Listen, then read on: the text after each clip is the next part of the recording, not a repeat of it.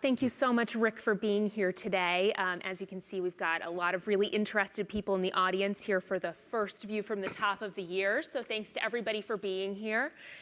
You and I had a chance last week to grab coffee, and I walked away from that conversation feeling really excited about what we were going to talk about here today. I think you've got an incredible story to share about leadership at Yale, which I'm sure everybody's heard of. Then going into your recent transition to Coursera, which is one of the most buzzed about companies in education today. And lastly, your thoughts on leadership generally and advice that you have about lessons you've learned from your career and thoughts you have to share with our student community here. So I'd love to get started by stepping back to 1993 when you were first appointed president of Yale. And in a lot of ways, this was a little bit of a turnaround situation. You had a very significant operating deficit of about $20 million. Seems like a lot at the time. A lot at the time, a lot now. You had strained relationships with the faculty. And I think there were a lot of questions at that time about where Yale was going in the future. So how did you step into that role as president? What were your priorities as you thought about your strategy to address these issues?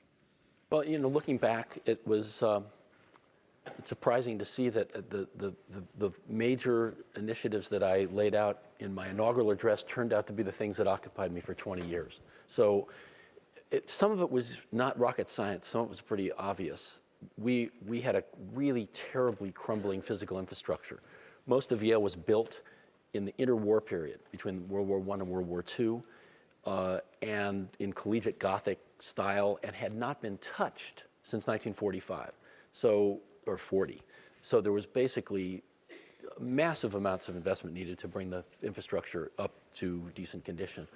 And that sort of decaying look of the campus and the problematic nature of the city of New Haven, which at the time with very high unemployment, and the whole central business district essentially 1/3 vacant, where crime was rampant at an all-time high. All of these things were causing us to lose market share for the best students in higher education. And so Yale was at the edge of the best in the world, but at risk of falling out of that very top tier of universities. And so investment in both infrastructure and the city were just looming large as powerful things that needed to be addressed.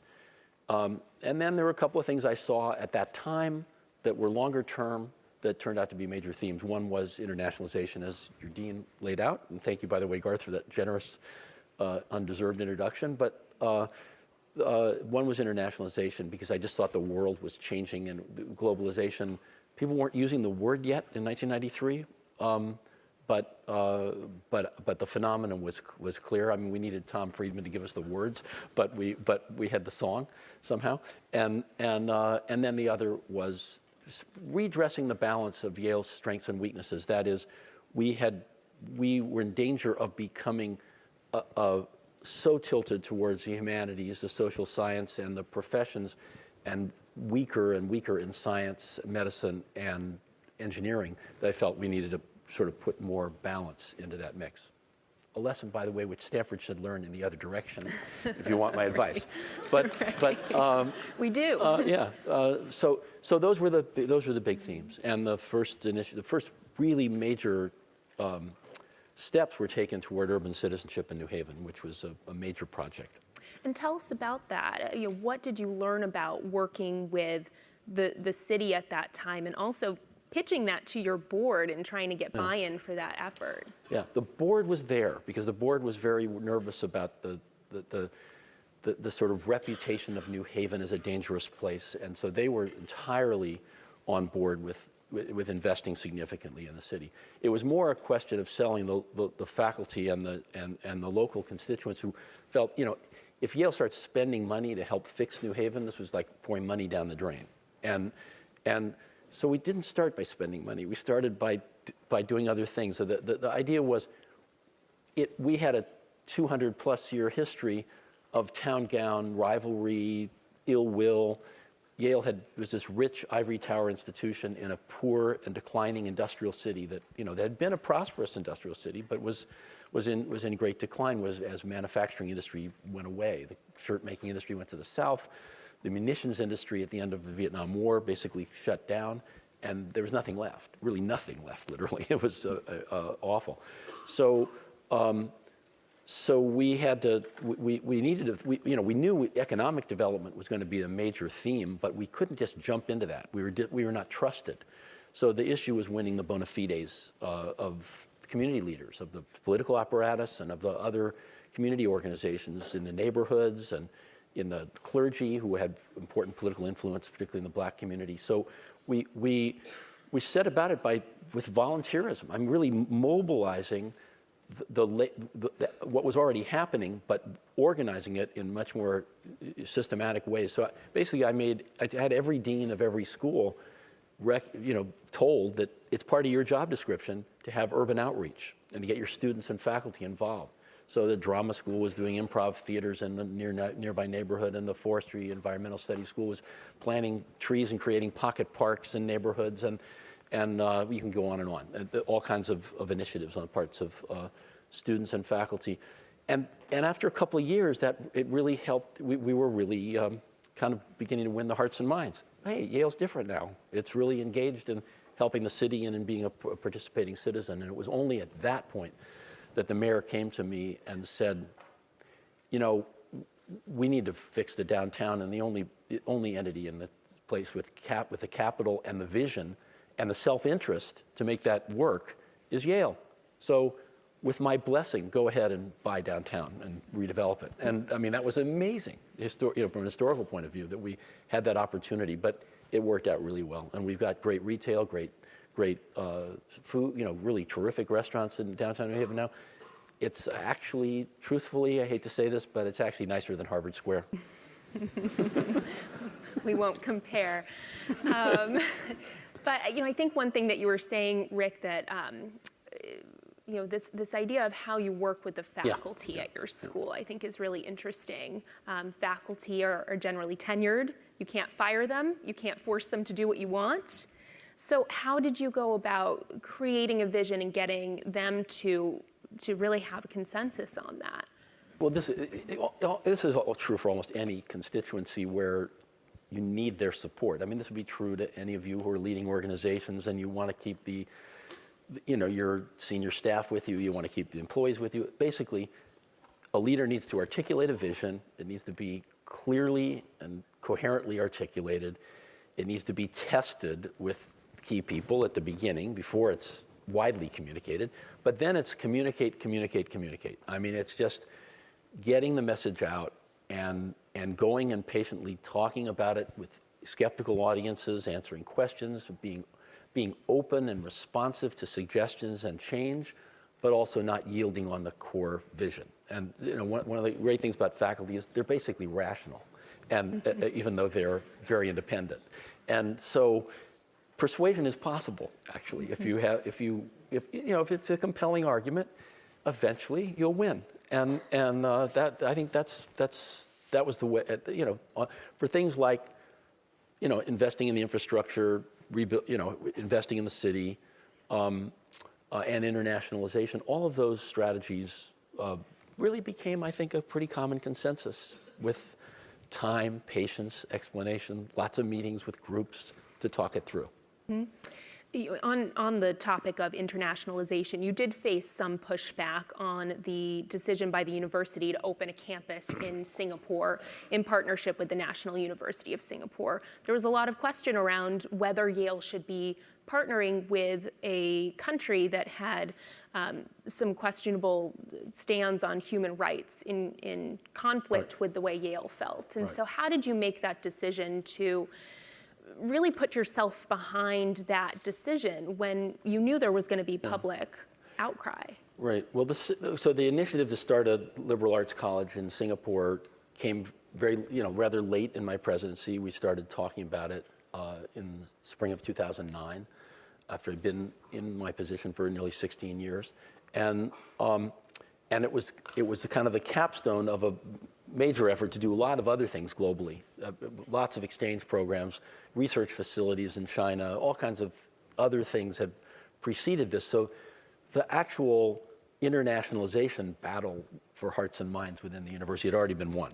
What hit the nerve of some of our faculty, and I hate the leaders will always say this, but it was a really small minority of people who were really exercised about this. The majority, as one of my key advisors, one faculty member who I greatly respect, said to me about this before it blew up. He said, the thing is, you've got 15% of the people wildly enthusiastic about this, and 5% are just really upset about it.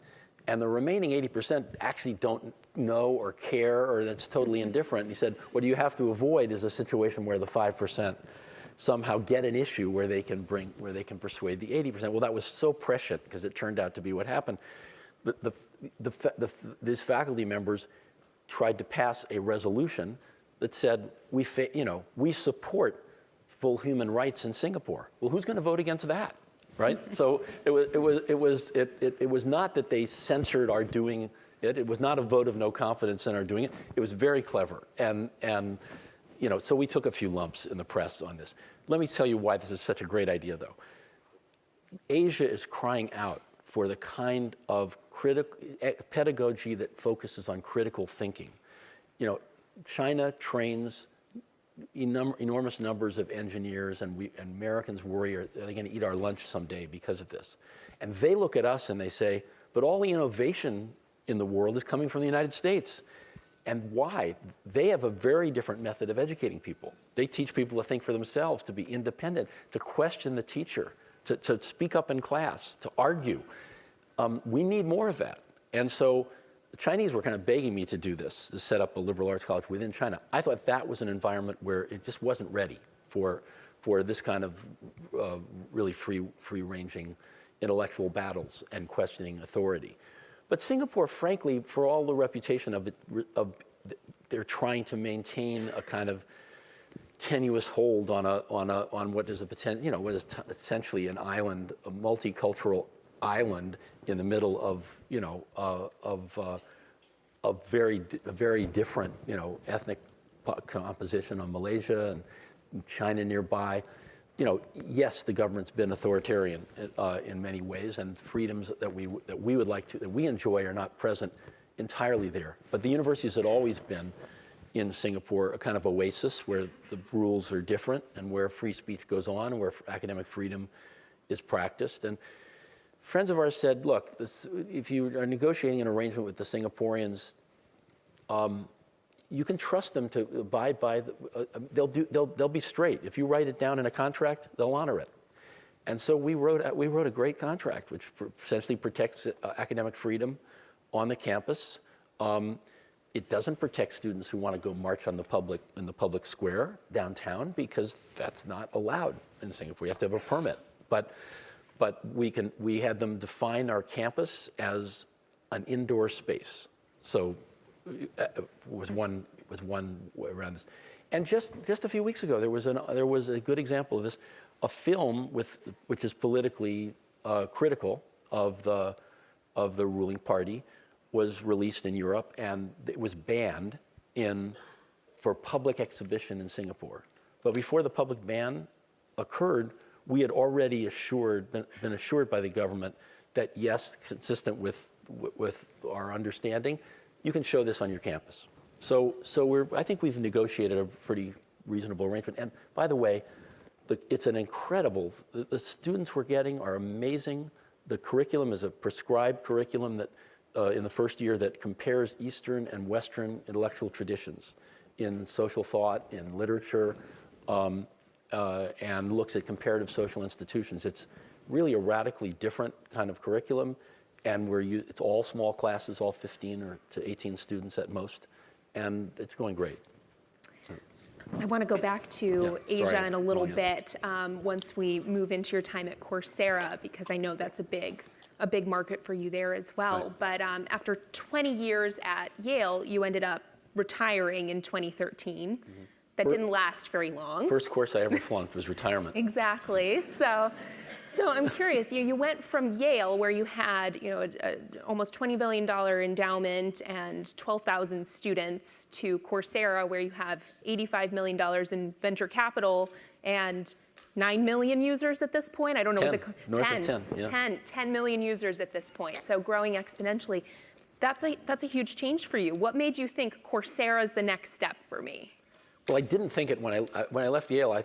As president, I was out here visiting as a visiting professor in economics over at CEPR, and kind of thought I'd construct a life with a portfolio of things to do, like maybe go back and do some teaching, either at Stanford or Yale, or maybe half and half, and that I would be on a couple of boards and do some public service commissions and studies and things like that. So I could see a pretty full life ahead, but then I somehow just ran into the folks at Kleiner Perkins and was convinced, go take a look at this. And I went over and signed on as to be a consultant, essentially, come a week a month in this last spring semester, and I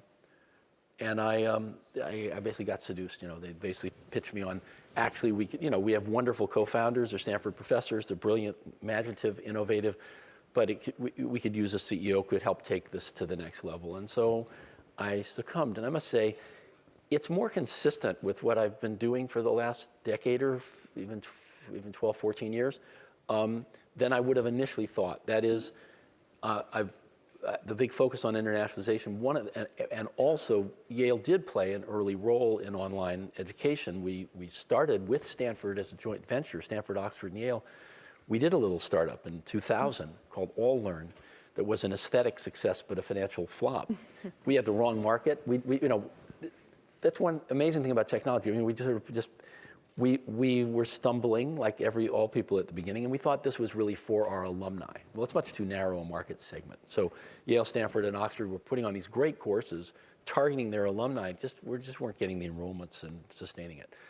And then in 2007, we started with open educational resources, and like MIT, we put a large number of our best courses online, but non-interactively, not like Coursera, not like the current MOOCs. It was just a camera in the back of the classroom, capturing the lectures.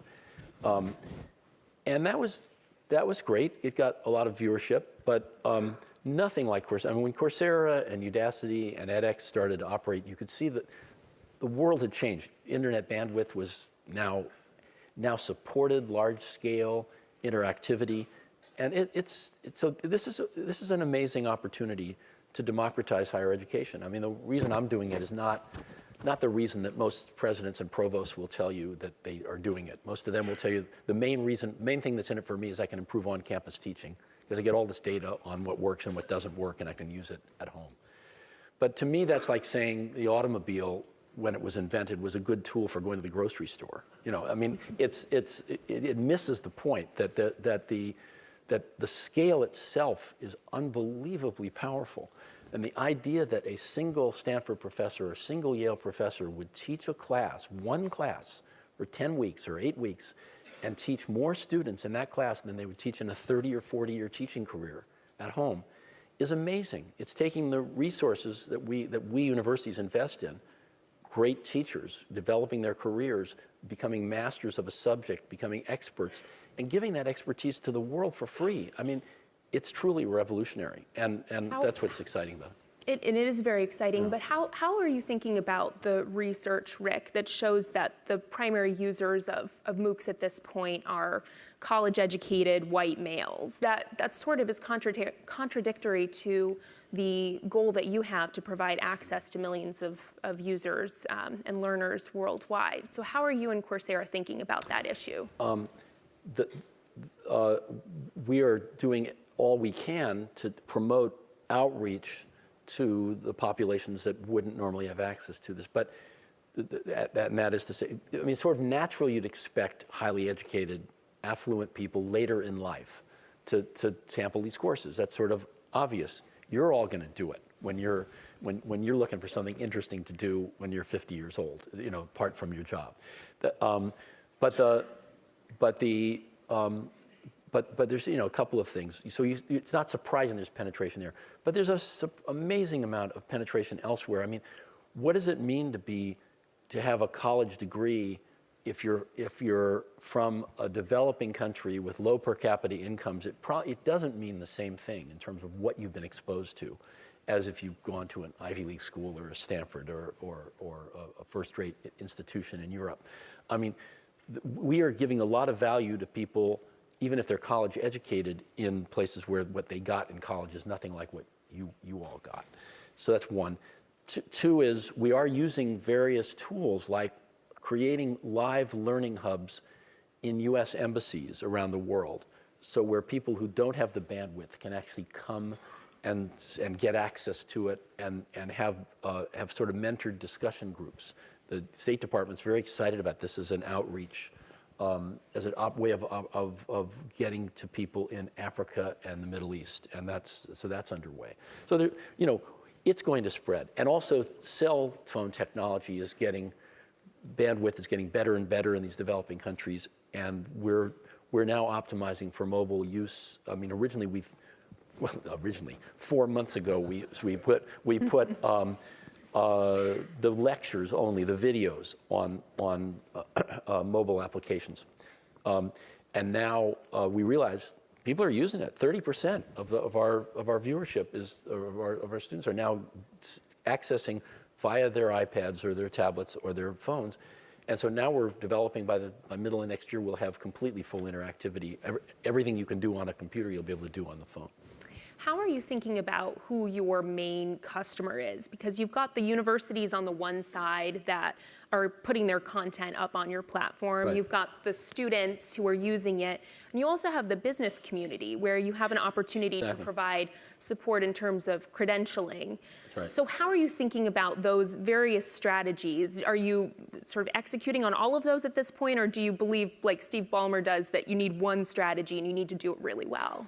Well, we couldn't succeed by ignoring all three pieces of that triangle. That is, we obviously need to appeal to. We have to optimize for the learner experience. That it has to be a really attractive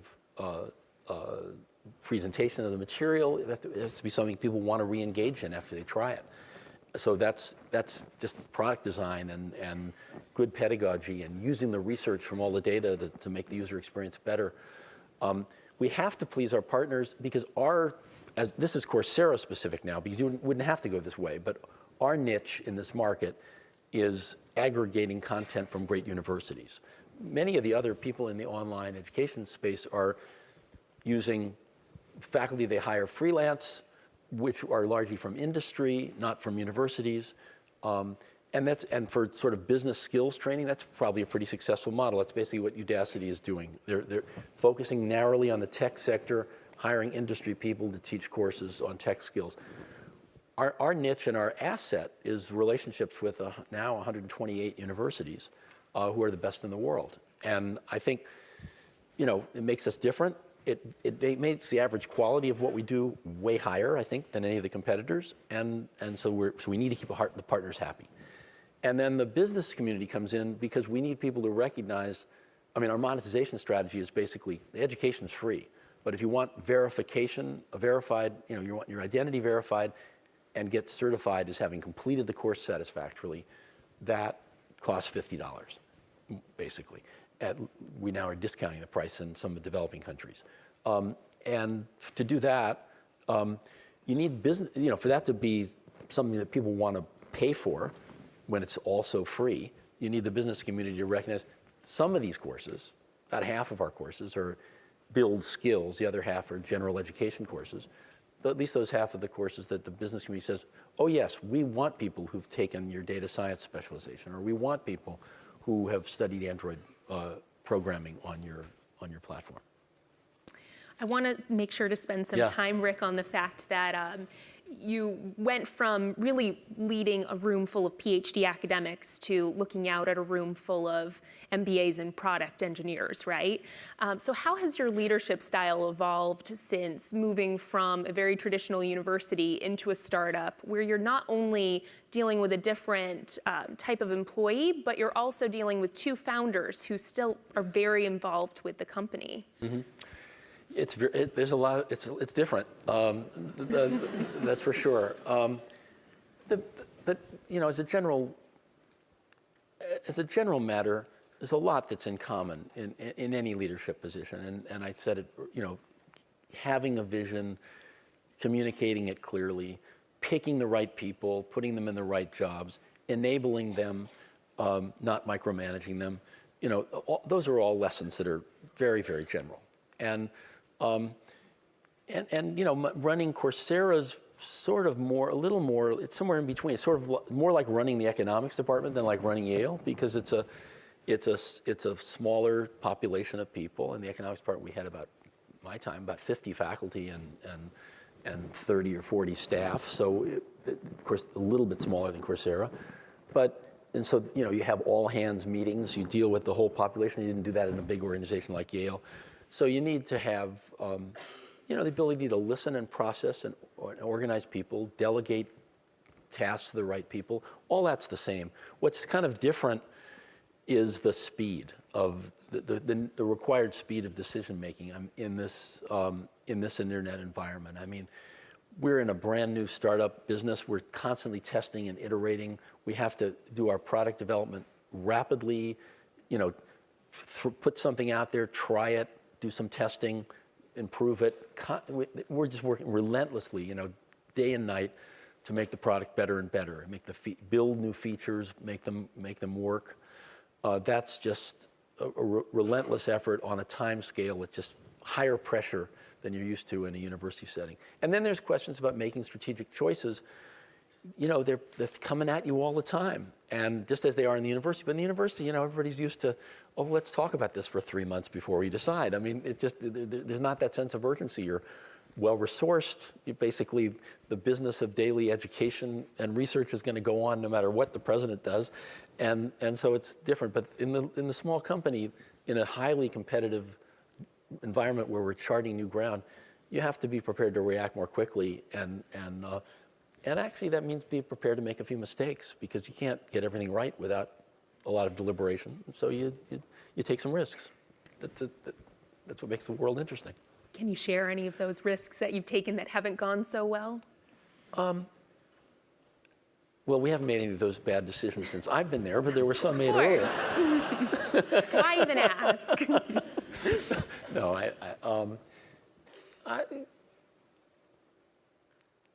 I think we have tried to work with our partners, the universities, to renegotiate certain aspects of our arrangements with them, and we've run into situations where they've been very adamant about maintaining one or two of the terms in our original agreement, which I fully understand why it recognizes their interests, but on the other hand, it's not consistent with sort of internet norms. We're an internet company, and there are. What happens? Here's a good example. What happened? This is one we've just had a hard time. We would like to do more to essentially be able to take down comments on our interaction on our forums if they start to get harassing or threatening or and we've had some bad, there's some bad actors. We've had incidents that are bad incidents. And, the university perspective is we don't take anything down. We just, and certainly with my policy at Yale, if, hate speech is responded to with more speech. You basically, you use it as a teaching moment. You tell the community, this is inappropriate. But we're not going to take it. We're not going to take it down. But we're going to tell you we think this is inappropriate, and here's why. The internet's not like that. All the big social media places, are taking stuff down all the time, and so the universities really aren't ready to accept that. They want the university kind of rules to govern, and they don't want Coursera taking anything down without their involvement. And so we made a kind of a mistake reaching for this, I think. We've backed off, and okay, we won't do anything without talking to you first. But it's just a way, it's kind of give and take you see in these kinds of situations. You've got a room full of potential entrepreneurs here, as well as people who have a real passion for education. So outside of what Coursera is doing, what do you see as the biggest opportunity for disruption in education today? And what advice would you have for the students here on how to pursue those opportunities? Well, Jimmy, yes, this new technology does have the potential to disrupt higher education, but I think actually the near-term phenomenon, the phenomenon for the next decade, won't be that universities as we know them disappear. It'll be that universities actually have their impact amplified and become more important to society by virtue of having even more people, that they're engaged with. So that's one thing. But what in ed tech? I mean, the promise that ed tech's going to deliver miracles has been around for a long time. I remember when I started teaching as an assistant professor at Yale, all the excitement about what Carnegie Mellon then called programmed learning. That we're going to replace lectures entirely with computer drills that it was actually all print-based. That just basically take you through material in a programmed way, and if you get a wrong answer here, it leads you in this branch, and you get the following material, and if you get a right answer, it goes to this path. And that never happened. It's still a good idea. I mean, a modern version of this would be an idea I had at Yale, actually, that we couldn't get high school teachers to accept, which was we wanted to have Yale Press do a really first-rate Chinese language, teaching Chinese to English language learners, and my idea was gamify it. It's basically have voice recognition technology, and have you say something. You confront an obstacle in a game, and you have to communicate the words, orally, and the computer would fix it. I thought that would be a great way to teach, to teach language.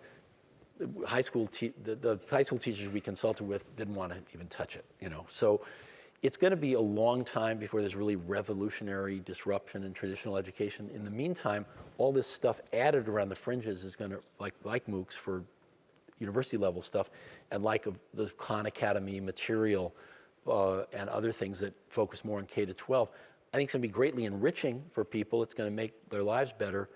I think it's creating great social value. I mean, I'd encourage you to think about, joining a startup and trying to help build something. The idea that we're going to completely disrupt the educational system as opposed to just reaching more people who are outside it or improving the experience of those who are inside it is probably just a little early. Well, I've been speaking a lot here and asking you a lot of questions, Rick, so I want to make sure to open it up to our audience. Sure. And we have 2 mics that will be passed, as well as our hashtag GSB VFTT. So we'll be alternating between questions from the audience here and questions that Ryan will read from Twitter. So Ryan, do you have one ready to go? Sure, yeah. We've gotten a few questions from the audience on Coursera and on your role at Yale. Mm-hmm. And one that keeps up that you might have an interesting perspective on is, what's your pitch to colleges or universities? Is it solely about amplifying the message of universities? How do you deal with the threats they perceive Coursera or MOOCs having to their traditional model? And is there a place for sort of a moral responsibility of universities to provide education to the masses? Yeah, so that is, I mean, the scale that this offers has been my principal pitch to universities, and it's actually a kind of a hard sell. I mean, it's not. I think part of what I have to do personally is to carry that message. I mean, I think that it's. And one of the advantages of having been a university president and dealing now with university leaders is I do have some credibility. So people are kind of surprised when I say the first thing about this is not improving on-campus teaching, although it's great for that and it will help you do that. if that's what you focus on, you're sort of missing what really matters. So I have been pushing primarily the notion that this should redefine the mission of the university. Our mission, the mission of the university, if you go to most people's mission statements, will have something to do with the creation and the dissemination of knowledge. Okay, so we create knowledge through our research, we disseminate it through our publications and teaching. Well, we publish to increasingly small audiences. I mean, many professionals publish their articles and are read by, 100 people in their field, and that's pretty good. We disseminate it through teaching. Okay, and the teaching in many places, like GSB, is wonderful, but how big are the classes, and how many students does a professor reach? This offers on average, maybe 100 or 200 students a year is the amount of contact a faculty member has.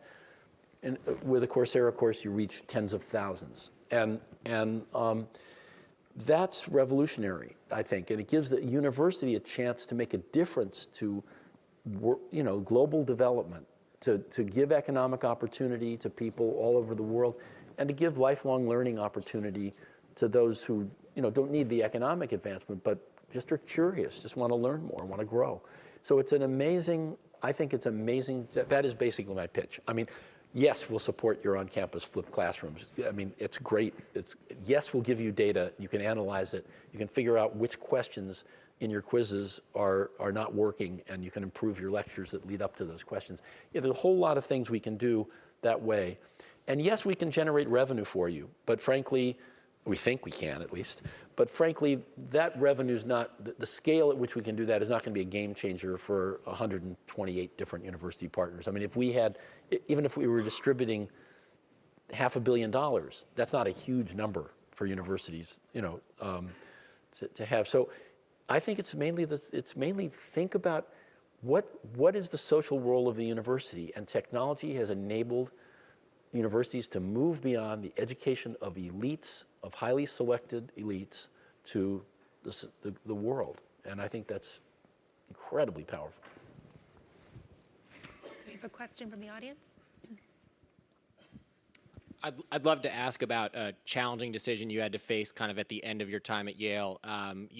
Sorry, I'll stand up so you can. Oh yeah, thanks. You were, one of the hardest things that you had to deal with at your end of your tenure at Yale was expanding the residential college system, and obviously running into the financial crisis. The economics of that became challenging. Yep. It was rumored that one of the other View for the Top speakers offered a very large gift in order to, name one of those colleges after that person, and it was rumored that Yale turned that down.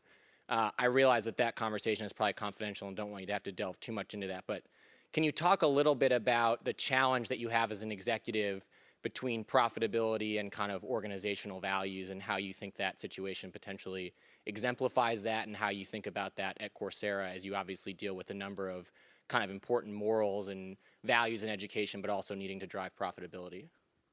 Good question. So,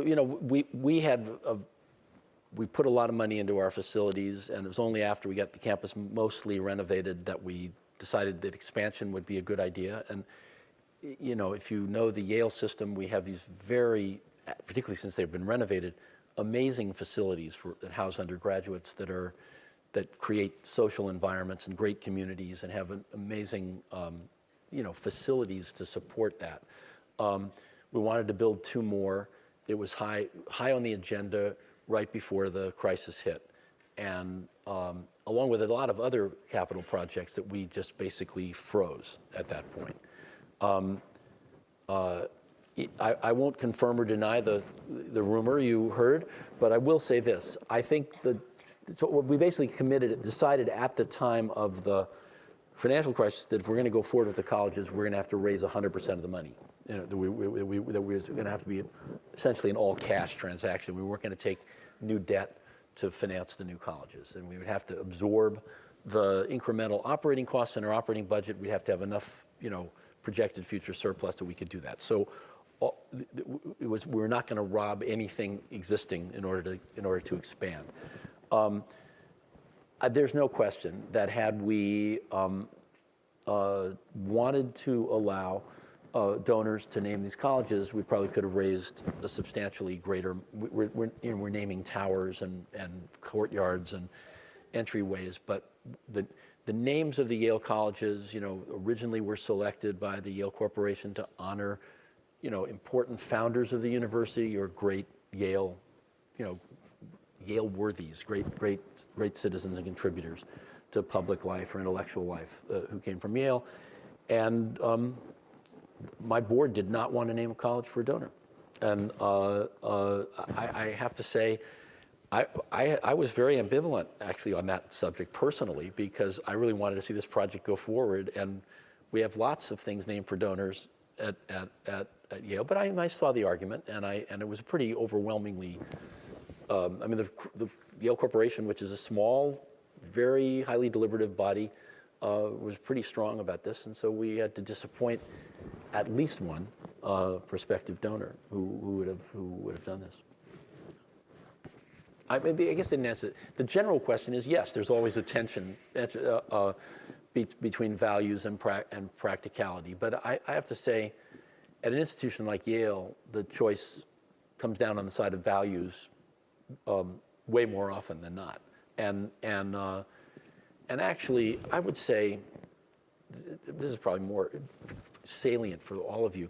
Take it out of the Yale context. I mean, one of the things I always asked myself whenever we had a tough issue, any tough issue, was what is the right thing to do? I mean, that is, you can make all kinds of expedient arguments on one side or another.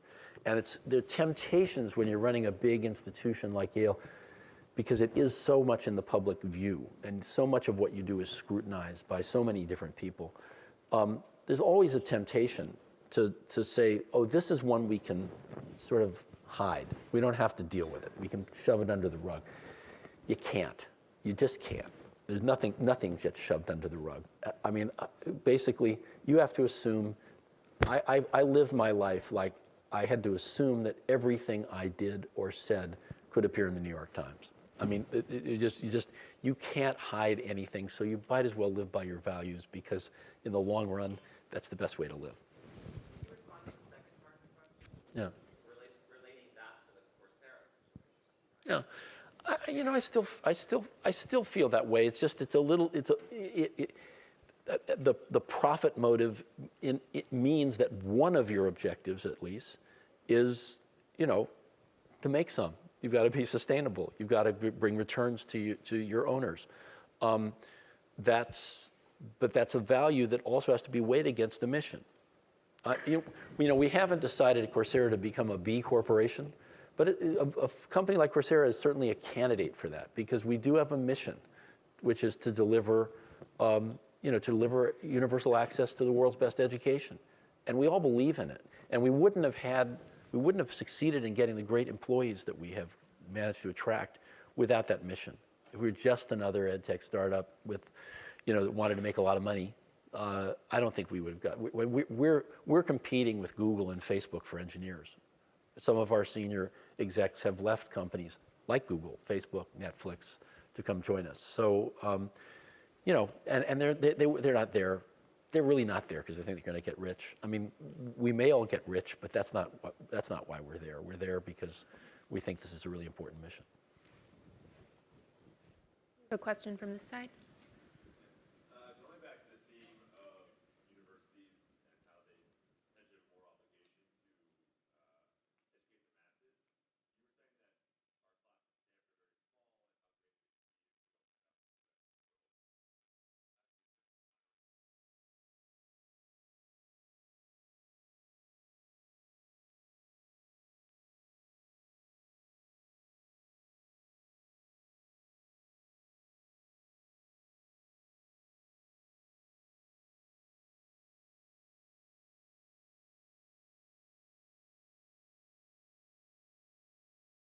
Well, yeah, so let's start with why you should still pay. I paid 2 years of, actually more. My daughter took an engineering degree too. So, and I paid a lot of undergraduate tuitions at Stanford for, 3 times 4. So, And I'd pay it, and it's still worth it, because what you get in the live experience with such amazing fellow students, and with the live contact with mentors and professors, we're not going to be able to supply that on the internet anytime soon. I mean, what we're making available and democratizing is essentially the content. So if you want to master content, the Coursera is a great tool. If you want to, really do a deep dive into forming relationships that are going to mean something to you for a lifetime, to learn all the soft skills and interpersonal skills and skills of leadership and followership and teamwork that you need in life, there's nothing like these great universities. There's just no experience comparable. This is an immersion experience with a lot of brilliant people, who have enormous potential to do great things in the world, and you get to benefit from it. It's worth many times what you pay for it, actually. So I don't think GSB is going down anytime soon to the internet. I'm not worried about that. So I think the things are. I think it can be reconciled.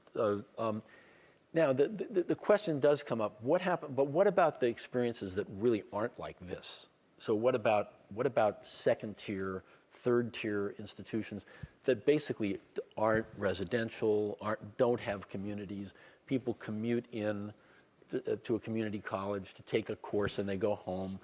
I mean, could the internet, could a Coursera replace that? I think the answer is yes, it could. It could become a cheaper, more effective way to learn what students having that kind of experience can learn. So yes, it will cause some kind of disruption, and there will be some relocation of students toward just getting credentials online rather than getting degrees. How massive a change it will be, over what time frame, my guess is moderate and over a long time frame rather than a lots and over a short one. Another question from Twitter. Sure. This one's from Gabe Elizondo, and it touches on something you just mentioned a little bit, that the disruption of higher ed is going very slowly, and you've seen that over time.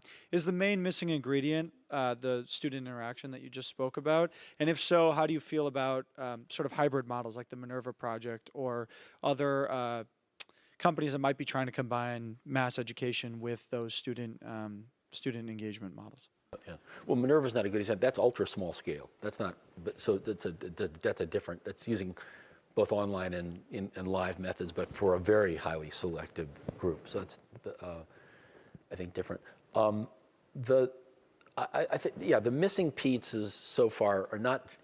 It's the network effects of bringing everybody together in one physical location which is both peer-to-peer learning and learning social skills, and it's also critical thinking, because the classroom experience, which could be replicated online, I think, with live video chat, but that would have to be small scale. I mean, I don't think you could have 2,000 students online and do the kind of critical thinking tool development, that sort of the questioning, the forcing you to defend an argument. I mean, that's very personalized, and it works very well in a 15-person seminar. Works even better in an Oxford tutorial. But these are not the things that the internet can replicate. So it's a number. It's the whole residential on-campus experience that's a big part of it, and it's the intimate contact with faculty, and it's the highly interactive classroom. All of those are ingredients of what you get that we are not delivering now. I think the technology could deliver some of that, but not all of it.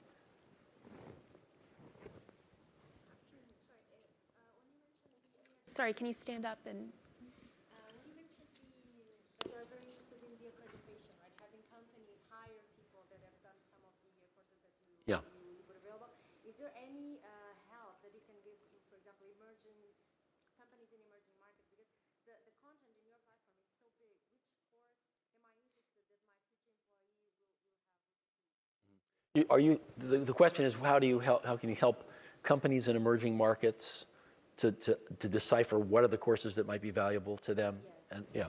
And Yeah, this is a work in progress, but it's something we're very mindful of.